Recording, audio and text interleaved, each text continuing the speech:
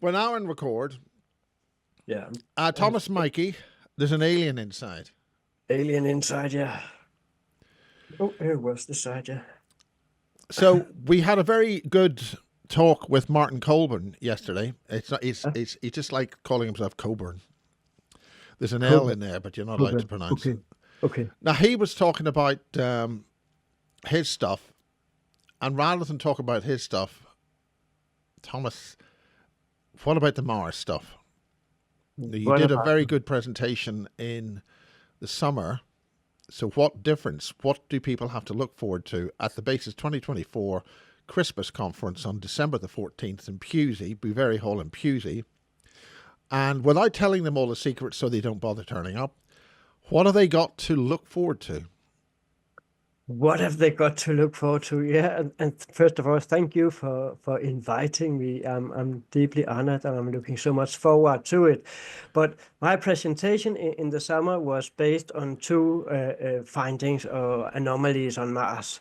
The M18 anomaly that shows a huge 480 feet round object on the surface of Mars, and the ancient walls that many people have speculated what could it be, and that was what I was based my presentation on this summer. This Christmas, I'm gonna go into the two same objects again, but there is a story behind it, because in 2017, my good friend William Whitecrow was murdered, brutally murdered, shot with a shotgun in his head. I'm sorry to say it straight as it is. The day, a few hours before we were planning to make an interview with him, where he had promised to disclose some of the things he knew from the time when he was in the military. William was born on a military base in North America, and he has been in the military all his life. Those who know William Whitecrow or the story behind him knows that he was working on several CIA projects as a martial arts trainer for the soldiers involved in these projects. So he had been around and he was making some serious disclosure on these back engineered UFO that he claimed they took to Mars to support missions on Mars. For a long time, I've been trying to get a proof of or an evidence from William, because I wanted to make a good and great interview. So I've interviewed him lots of times, but I wanted to have a final interview where we could present this evidence that William himself have mentioned many times before, that he had evidence that would prove everything what he said was right, but he couldn't show it yet because the time was not right yet. And I kept on for a year or two poking to him in a friendly way and say, what about that evidence? What is it? Is it a photograph? Is it a video? Is it a letter? Well, what is it? And he said, I can't tell you, but you see it when you see it, and you will be surprised when you see it. And I kept asking him again and again and again over a year or two, and finally he came to me and said, Thomas, I think we got to do that interview now. I think the time is now. So we planned an interview with him, and that was like a few days ahead. And me and my wife at the time, we were waiting very, very excited for this interview, because he wanted to give us this evidence that he had held back for years now that could prove that everything he said was right. The day before he had this interview with us, or was supposed to have this interview with us, he just bought himself a brand new laptop. He said he couldn't afford it, but he had to, because he didn't trust his old laptop. He knew it was infected and somebody would disturb the conversation. So he had bought this laptop only for our interview. That was the only reason. So he was so sure that he could have this interview in peace. William was found dead a few hours before this interview was supposed to start. Me and my wife at the time were waiting, and we couldn't understand what was happening. Why isn't he showing up? William has always kept his deals. He's always been there on time. he's always been very precise with everything. So this was the first time that he didn't show up. And later that day, we finally saw that post on Facebook that said that unfortunately William was, I can't remember if it said found dead or has passed away. And that was about 3-4 hours before that interview he was planning to do with me. So that's the dark side of astroarchaeology. And the thing is, William had connection to Mars. William had connection to the old secret programs back in the 80s. And I had a lot of conversations with Williams about a lot of these things that also made me be more interested in Mars. And as you know, I'm doing astroarchaeology. I do presentations and so on. So you know that I was already into it, but really kicked me off, got my interest started for the things he was talking about. They were mentioning about Project Stargate. They were mentioning about Project Pegasus. There were mentions about Mars Jump Room, and there's a lot of different projects that William, in one way or another, had been involved in. So the dark side of astroarchaeology, what was it that William wanted to disclose? Because I'm working with these Mars pictures. If William was telling the truth, they went to Mars, they have bases on Mars, we would be able to find something on Mars with the HiRISE satellite, the satellite HiRISE camera from Mars Reconnaissance Orbiter. Sorry, so many names to keep track on.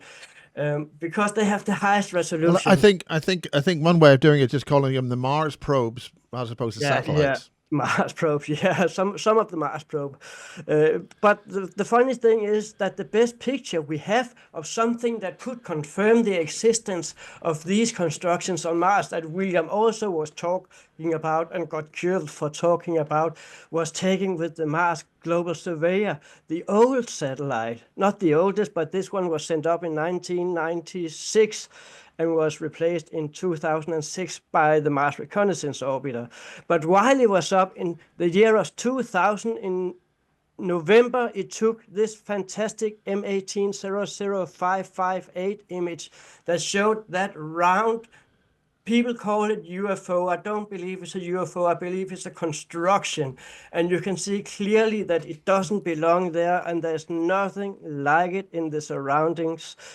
Could that be an evidence that prove all these theories that people have come with about missions to Mars and secret programs, government programs taking us to Mars and the technology behind it?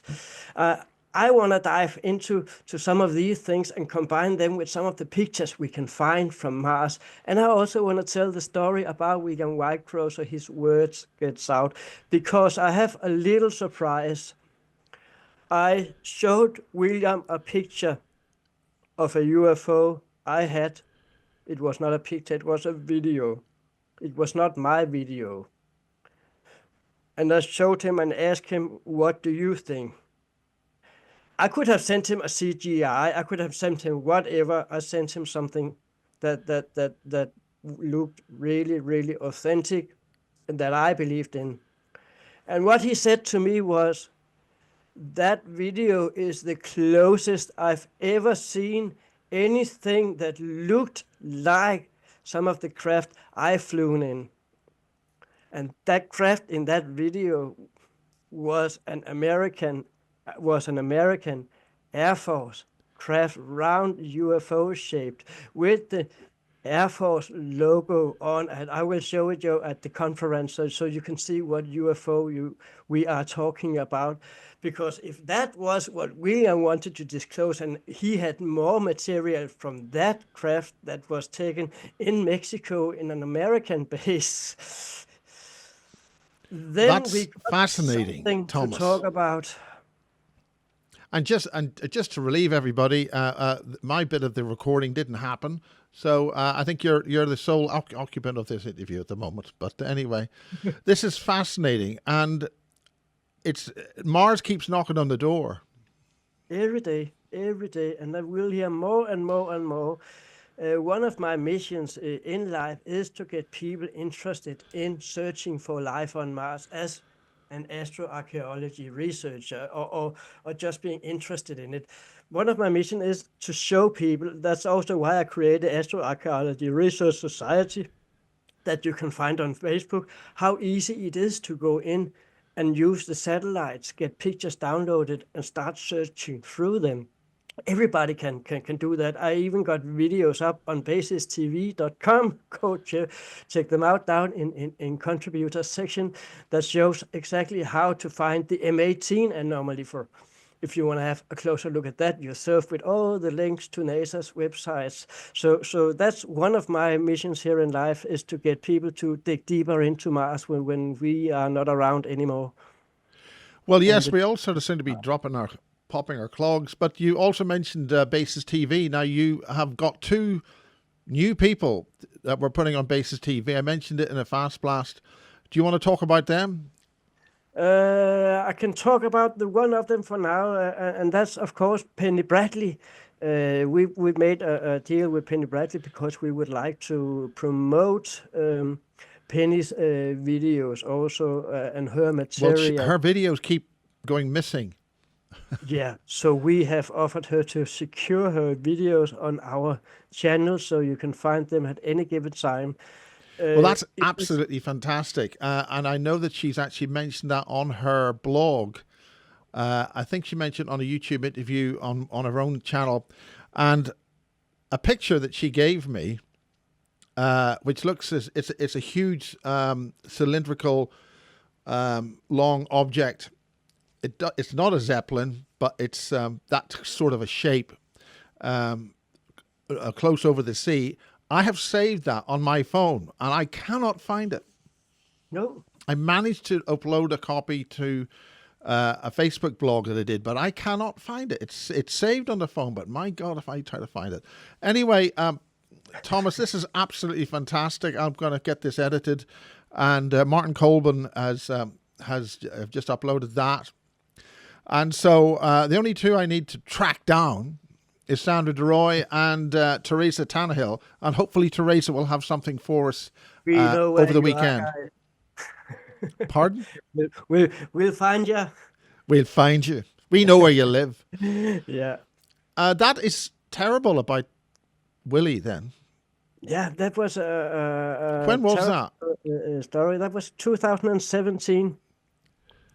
When we were doing the Mars conferences, which was in 15 and 16, and the connection to William Whitecross was made through the Mars conferences in Mobile, Alabama, on the University of Alabama. Well, another friend of Basis is a wonderful lady who runs Vancouver UFO. That's Mimi Nelson. She's very ill.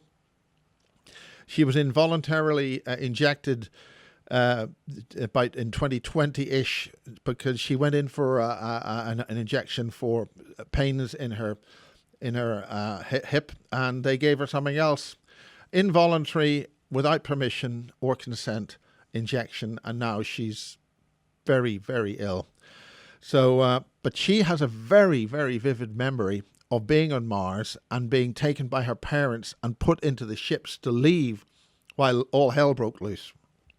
I have spoke to several people myself in face-to-face that have memories of going to Mars or being on Mars or having a past life on Mars.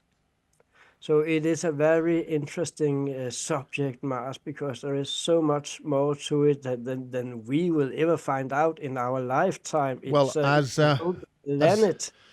Well, I think somebody blew the whistle on that with a film a long time ago, 1978, and it was shot during the Viking Lander era, when the Viking Lander first landed, Viking 1, that was 1977, and it was shot through the year by a TV, an ITV station in Norfolk, from Norwich, I think it is. Yeah. And that was called Alternative 3. And that was shot on the edge of, is it real or is it not?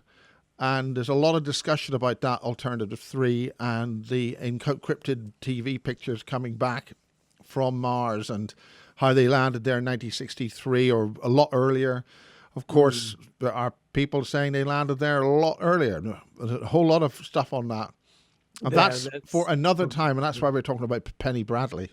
Yeah, and that's a good connection also, because she's into the secret space program and has a past in there, and I'm sure that Penny would also be saying that countries like Germany, for example, had their first Horneby testing in the beginning of the 30s, and if they had a Horneby crash in the beginning of the 30s, that means that all the planets in our solar system could have been visited since. Well, this is precisely what Martin Coleman is talking about. He was working with John Searle, and as recently as the late 70s, John Searle had been demonstrating his, I think early 80s, he was demonstrating his technology to Freddie Laker, who did the SkyTrain with the TriStars, and his company suddenly collapsed, completely wiped out, and so was all of the technology that John Searle had available.